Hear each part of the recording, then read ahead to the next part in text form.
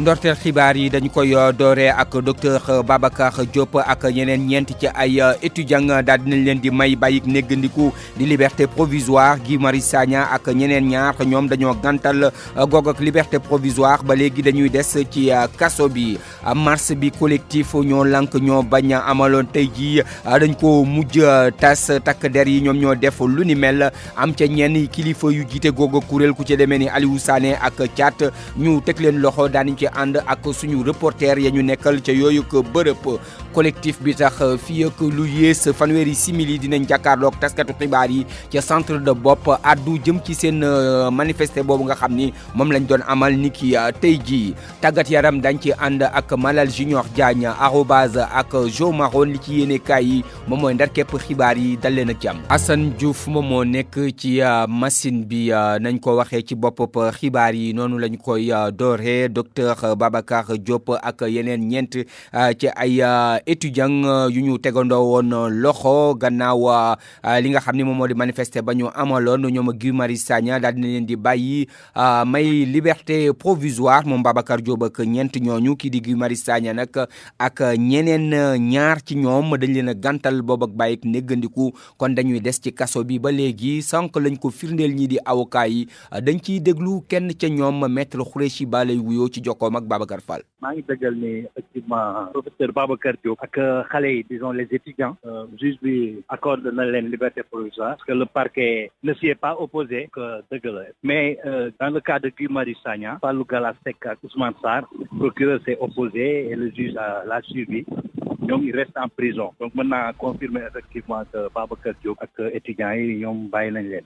lu tax mu bañal ko Guy Marius Sagna ak yeneen ñaar ñi. bon xam nga Guy Marius ak yeneen ñaar ñi déjà le fait que ñu jàpp leen yóbbuwuñu leen maison d'arrêt alors que ñu nekk instruction. ñu ngi camp pénal bénéficier de la présomption d'innocence kaso yi nga xam ni camp pénal lañ koy wooyee maanaam dañ leen yóbbu ci punition te ñu ngi ci instruction loolu wane na ni ñoom dañu am peut-être un projet particulier à l'encontre de ces garçons là notamment de Guy Marius Sagna xaw ma nag lu tax c'est lan moo nekk seen biir bopp dañuy def loolu ba tey jii premier réquisitoire ñu neen dañ buñ ci boolee Souleymane Dim ñun waxuñu dara ndax Souleymane Dim suñu client la saa yi ñu bàyyi nit en liberté dañuy sant yàlla dañuy kontaan comme ni ñu kontaanee ni ñu bàyyee professeur Babacar Diop ak incident bi mu am léegi tey jii ba mbokk mi xaritam yi di ko jooy buñ ko bàyyi xale yi étudiants yi dem jàngi aussi c'est une bonne chose mais booy bàyyil ñëpp surtout li leen di toppee je ne vois pas pourquoi vraiment ostracisme bi waxuma Guy Marius ndax Guy Marius am na ñeenti chef d'inculpation yu ñu koy toppee mais yeneen ñaari xale yi Fallou Galass ak Ousmane Sarr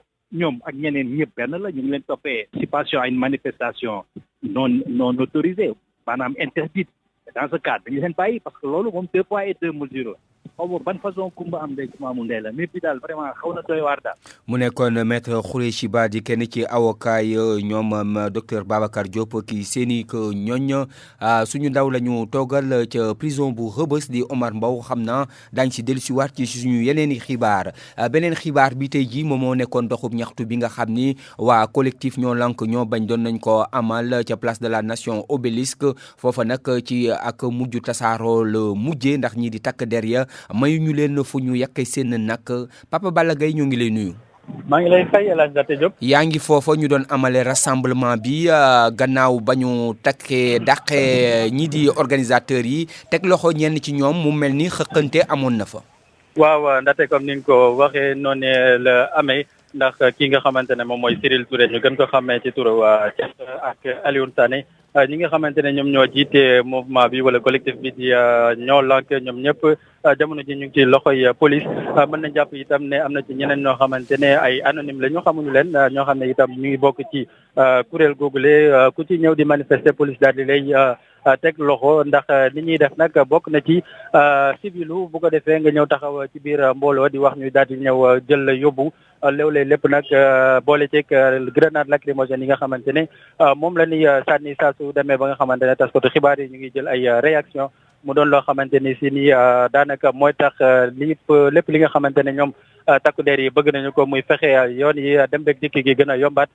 fii ci fi nga xamante ne moom mooy Ponty jëm place de l'Indépendance jamono ji ñu ngi koy def donte nag fi mu nekk nii mbir yi dalagum na léeg-léeg rek lay am kenn ku jógee fenn ñëw wane ne manifestant la ñu daal di koy jël ci saase police ak taskati xibaar yi daal di daw fekki boor boobu nga xam ne fa la ñu nekk ngir daal leen di mën a jël fi mu nekk nii ba tey comme ni ñu koy waxee rek am na ci ñenn ñoo xamante ne ñu ngi leen di jëlaat ñoo xamante ne nag ci diggante police ak taskatu xibaar yi nga xamante ne nag ñu nga fële ci rond point Sandaga jamono ji booy xool daal ndate diggante rond point Sandaga ba fi nga xamante ne nag moom mooy place de l'indépendance foofee amul kenn koo xam ne ab manifestant la koo xamante ne mu nga fay taxawaalu ndax police taxaw na yor ay camion mag lépp loo xam ne jumtukaay la ngir daal di mën a tasuk manifestation ñu ngi koy def El Hadj Ndate mu nekkoon Papa Balla Gueye fii Sandaga pour la rajo Futurs Médias. jërëjëf Papa Balla mu doon daw foofa diggante fi nga xam ne moom moo di place de l'indépendance ak ca rond-point Sandaga beneenu reporter bu rajo Futurs Médias Fama Dione ñoo ngi lay nuyu. maa ngi lay fay xaalis Ndate. mbir mi metti woon na ci organisateurs yi waaye takk der yi tamit mbir mi waxoon na xàtt ci ñoom rawatina seen digganteeg ñii di taskatu xibaar yi. Ndate jamono ji may àddoo di leen wax ni maa ngi assisté benn arrestation bu musclé fii ci rond point Sandaga waa ji ñu ngi koy jàpp muy suppu di naan amba dictature jël nañ ko dugal ko ci ab L200 bu weex boo xamante ni matricule bi di administration lañ ci bind. kon nag ni nga ko waxee woon léegi tey daanaka may ñu dara interview sax mënoo koo def ndaxte boo tàmbalee def interview rek ndaxte yi fi yaa ngay tàmbaliwaat. Fama defal ndànk rek. donc ndaxte ni ñu ko doon waxee léegi. arrestation musclé bi moo indi conséquence bi. donc ñu ngi nii di door lacrymogène yi actuellement kon manifestation yi jeexagul ndaxte ñoom gisuñu ay manifestant waaye képp koo xamante ni riverain nga taxaw di seetaan ba nar a yëkkati kàddu sax ñu sànni lacrymogène gris yaa ngi noonu ñuy tëj daw. donc même bu fekkente ni dangaa ñëw fekkee la ci boole nga am looy wax sax dañ lay yenn yóbbu mayuñu kenn ku mu waxee di côté yëpp. kenn mënut a yegg ca li nga xamante ni moo di avenue Ponty jamono ji bloqué nañ ñu ko. ñu ngi booru Sandaga ni. Fama Massa te nga téye périg bi bu baax a baax bi yoon moom bëgguñu périg bi réer. jërëjëf Fama Dione ni nga ko waxee takk der yi tey jii sonal nañu ñii di taskatu xibaar yi may ñu leen fu ñu yàqee seen nag seenub liggéey mënuñu ko woon a def ci anam ya nga xam ni moom lañ ko doon séentoo dañ ci déglu Bamba Kassé moom moo jiite kuréel gi boot taskatu xibaar yu Sénégal ci jokkoom ak Babacar Fall. dañ leen a joxañ baaraam parce que am na benn autorité bu bokk ci ñiy commandé opération bi boo xamante ni il a dit il faut mater les journalistes parce que c'est eux qui mettent le feu aux poudres il a dit il y a 4 personnes qui me l'ont confirmé donc xam nañ ko xàmmee nañ ko bu ñu fàtte ni on est à l'ère du numérique c'est-à-dire quand tu es dans un théâtre d'opération il y a des films il y a des portables il y a des images il y a tout ça lui man waxuma yeneen autorités yi nga xamante ni jëm naa leen woo pour wax leen ni que les journalistes font leur travail de la même manière que les policiers ni ñu leen déplacé foofu ñu toog pour ñëw def nu mu tuddati maintien de l'ordre noonu la journalistes yi di defee seen liggéey pour informer la population de ce qui se passe sur place et ñoom tamit dañ leen yónni foofu ñu liggéey li protéger policiers yi moo leen protéger ñoom donc am na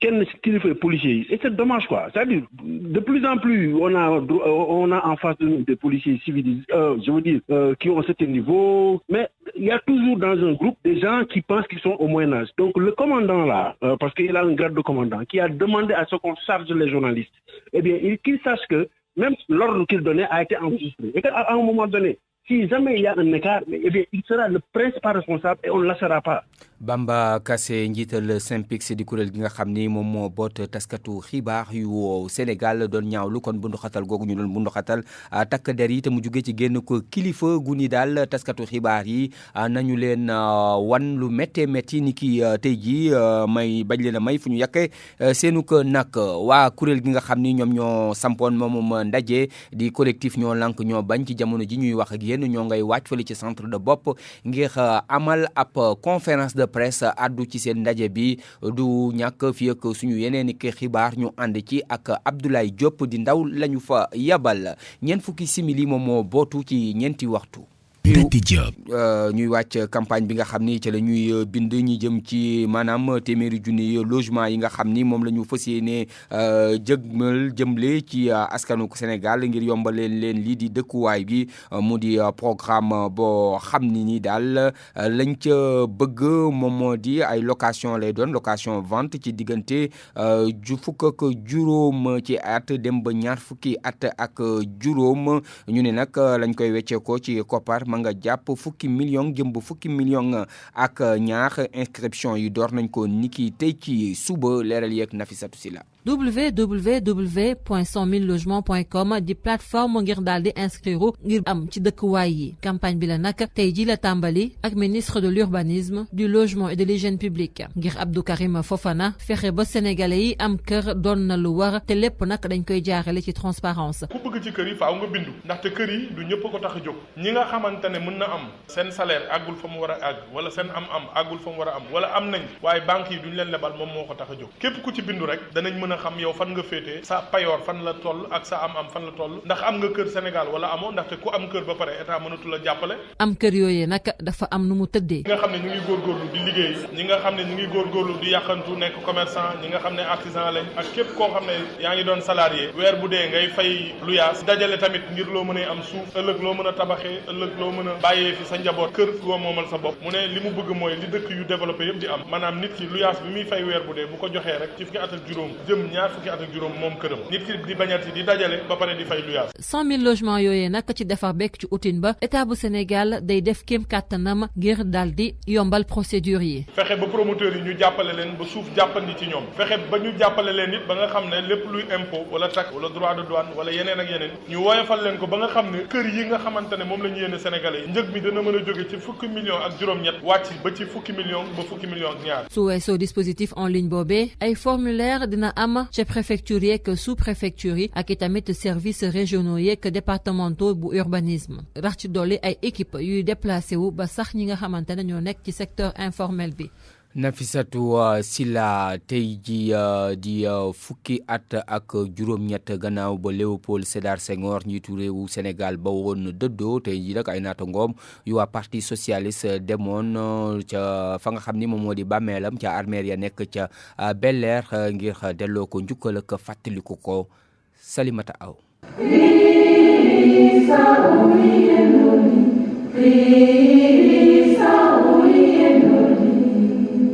bësug fàttaliku njiitu réew mi fi nekkoon di Léopold Sédar Senghor ñaanal soxnaam ak doomam ñoom ñee ñëpp bàyyeeku fi. Que Dieu le bénisse. Qu'il voie Dieu, notre Père qui es aux cieux, que ton nom soit sanctifié, que ton règne vienne, ta volonté soit faite sur la terre comme au ciel. xarit àndandoo ñamu daan liggéeyandool ñëpp taxaw tey jii ci cimetière Bel Air ngir defal ko ay seede wante itam jottali ko ay ñaan. Aminata Mbengue Ndiaye. Senghor ñun mënuñu ko fàtte parce que moo dugal démocratie gi Sénégal. Senghor moo ñu jox ay institutions de la République te ci wàllu jigéen ku nekk xam na ni dès 78 créé na le secrétariat d'État à la condition féminine ndax Senghor li nga xam ne ci la doon gën a insister c'était de travailler sur l'homme changer les mentalités pour que les gens puissent avancer puissent progresser et dans tous les secteurs de notre pays. bésug tey jii nag ñii di waa parti socialiste li leen si gën a marqué mooy ñàkk teewu Ousmane Tanor Dieng mi nga xamante ni at bu jot moo daan jiite délégation bi. war nañu mën a taxaw xalaat pour xool nan la njabootu Senghor gépp dajeewaat pour gën a continuer gis-gisam parce que gis-gisam ba mu waxoon démb tey la gën a am njariñ tey lañ koy gën a gis tey la gën a firnde ko waaye leneen li nga xam ne bëgg nañ ko wax aussi mooy ñëw gin fi ñëw tey te fekk ki nga xam ne moo ñu nampatal ci Senghor muy le président Ousmane Tanor Dieng yàlla def tey ñëw ci donc marqué nañu ñun ñëpp toute la jeunesse socialiste. bésub fàttaliku itam du fi yam tey ndax suba waa parti socialiste dinañ def ab yend boo xamante ni dinañ waxtaane Senghor lam fi bàyyi wante ñaanal ko ku si nekk jéem a tegu ci yoon ba mu la bàyyi woon. Junior Diagne ñoo ngi lay nuyu. ñoo ngi la fay Alaaji Ndate Diop. aywa lu gën a fës. dinañu door ak Stade de Mbour amatuñu président Saliou Samb débbal na leen seeni lenge dem toog bee boor gannaaw bu ñu defee juróom-ñeenti at lu tax dogal booba ak itam waa Mbour naka lañu ko teeroo googee xabaar Abdourahmane Diallo. ginnaaw juróom-ñeenti at ci bopp Stade de Mbour njiit bi daal na bàyyi. samay doom ñu ngi màgg Facebook bi lu nekk lañ fay wax tout ça parce que seulement je suis le président du conseil départemental de Mbour te ñun ñëpp dañoo am ay velléité pour jël maire di Mbour bi di yàq ay der di wax rek loo xam ne dara amu ci à un moment je me dis que naa bàyyi équipe boo xam ne ñëpp ko moom mais du teree man en tant que doomu Mbour koo xam ne yàlla may na ko as tuut Stade de Mbour du ma ko seetaan mais responsabilité du ma ko amati lu ma ci mën a def sama alal dinaa ko ne di ko ci def. Saliou Samb di xamle ni lépp li nga xam ni def na ko wala amoon na ko ci club bi bàyyil na leen ko. c'est vrai que sax def naa ci 900 millions am naa ci ay parts yëpp te ñoom ma waxoon ne jël ko ay parts ñoom en assemblée générale ñoo toog ne ma président jox nañ la 80% des parts du stade de Mbour mais malgré ça. ki fi nekkoon njiitu stade de Mbour di xamle ni ci juróom-ñeenti at yi bilan bu baax la ci def. ba mu nekkee deuxième division laa ko jëlee andi ko ba mu gagné coupe jox ci ay moyens bis boo xam ne kenn amu ko fi jox ci taxawaay boo xam ne stade de Mbour ko gis xam ne équipe bi am nañ ay moyens derrière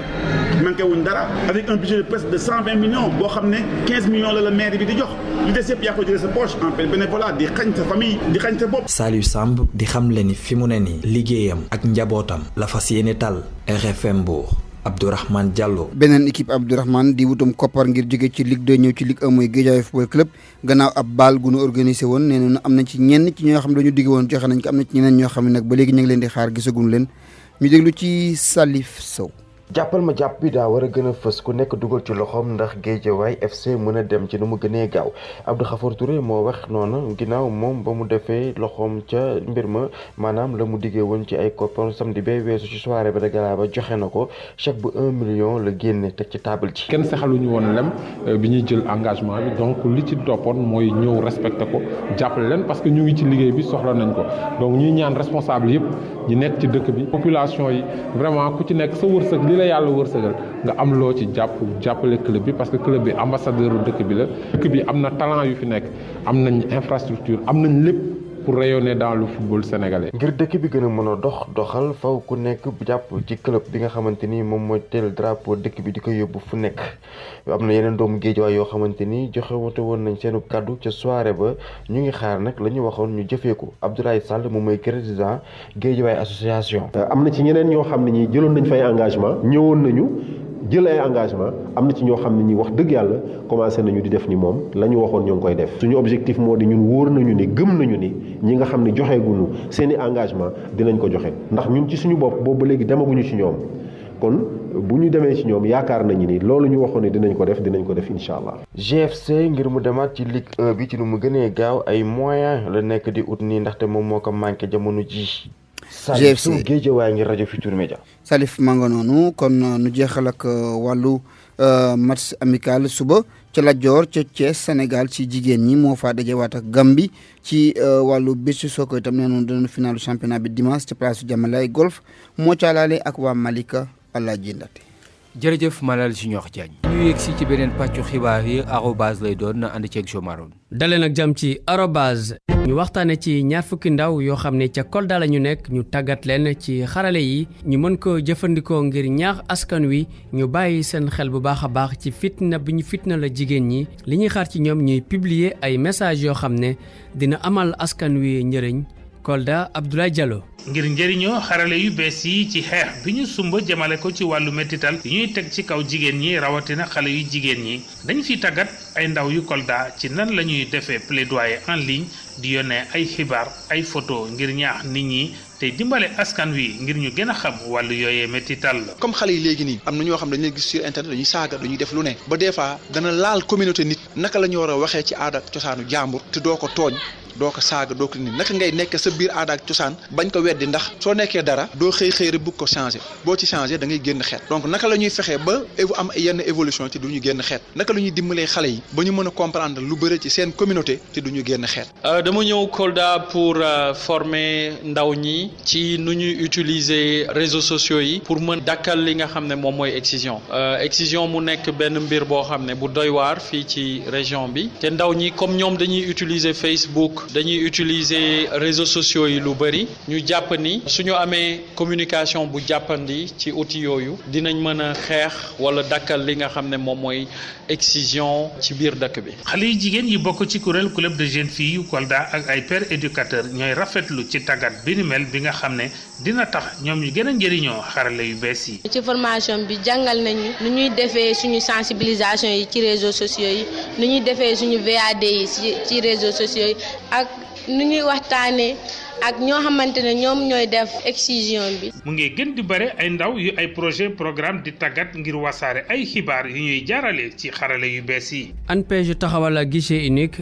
ngir askan wi mën a jëriñoo ci service su ANPEJ ci nu mu gën a gaawee direction agence nationale pour la promotion de l'emploi des jeunes nee na dafay soppali doxalinam ngir mën a rek gunge ndaw ñi nga xamante ne ñoo yëngu ci mbirum entrepreneuriat directeur am di Tamsir Faye moo ko wax ci ndaje bi ñu doon waxtaanee entrepreneuriat ndaw ñi Umu Jegaan ña ay ndaw yu mën a liggéey dem ba créer seeni bopp seeni entreprise ba dootuñu xaar kenn ci dara loolee di mbébétu directeur bi ñu dénk agence bu ñu jagleel wàllum xëyu ndaw yi Tamsir Faye. dañuy ñëw échanger pour informer sensibiliser pour que ñu pousse nit ñi jeunes ndaw ñi ñu mën a dem ci auto-emploi entrepreneuriat li ñu seetlu mooy que ne réew mi emploi bu nga xam ne dañ lay fay salaire nga nekk ci bureau daf fi rare comme ci situation yi lañ nekk il faut que ñu góorgóorlu pour fexe jeunes yi am yeneen alternative. moom directeur général bi nag di xamle lu mën a nekk la ca kaw ñu jël ci ay matukaay. dañuy def ay projet ay boulangerie def ay projet ay ferme def ay centre d'incubation yu nga xamante ne yooyu su yeggee ay groupe ndaw lañ koy dënk ñu mën ko gérer xale yi suñ jotee dañ ciy liggéey te yooyu yëpp yii moo koy indi coopération waxtaan te dafay am ay formation d'abord. ngir mën a ñoŋal seen liggéey ba ku ne mën cee gis boppam waa ANPEJ amal nañ ab jumtukaay bu bees. guichet unique bi dafa nekk loo xam ne dafa am solo jumtuwaay boo xamante ne ñëpp joxante loxo ñëpp mun ci di jokkalante ba nga xam ne xale bi su ñëwee soxlaatul sax déplacé wu ñëw ba ci suñu service day dem internet ci site rek cliquer dugg am na information yëpp ci formation ci possibilité yi mu am yëpp. naam sax am na yéene wutu ndaw yi ci seen problème mu xëy bi ñuy jànkoonteeg Tamsir Faye di sàkku ñu gestu ko ci wàllum financement. naka la collectivité territoriale yi mën a jëfandikoo xarale yi ngir mën a suqaleku tontu Cheikh Bamba Ndaw di blogueur nekk digital manager gis na ne liggéeykatu collectivité territoriale yooyu war nañu mën a gën di jëfandikoo numérique bi ngir mën a suqali seen gox yi loolu nag ngir mu am faw ñu tàggat leen li la wax Mamadou Diagne suñu correspondant fële ca Richard Toll. te am na service yu bëri yoo xam nit ñi ngi koy def raa dem uti këyit war ci sonn këyit bu mu mënti doon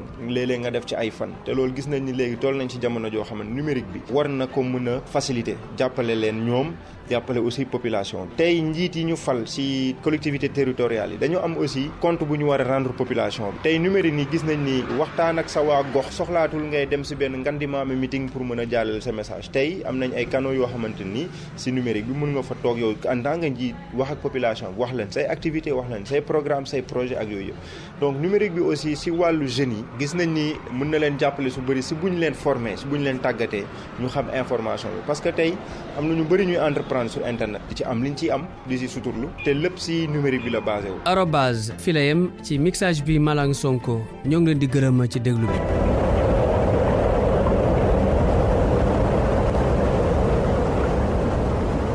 ñu di ko jaajëfal moom Jo Maron mu nekkoon arobase di xibaaru xarala yi ni ñuy def rek laataa ñuy yegsi ci li ci yéenekaay yi dañuy delluwaat ba ca diggante place de l'Indépendance ak rond-point Sandaga Pape Balla yaa ngi ci buum gi. waaw maa ngi nii Ndate. mu mel ni am na kenn ci suñu naatangoo yoo xam ni teg nañ ko loxo ni ki sànq.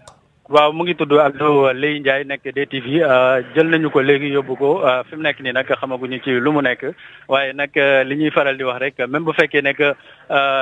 policiers ñu ngi def seen liggéey waaye léeg-léeg ñu attaqué ñi nga xam ne ñooy journalistes yi ndax grenade lacrymogène yoo xam ne la ñuy sànni ci seen i biir wala cax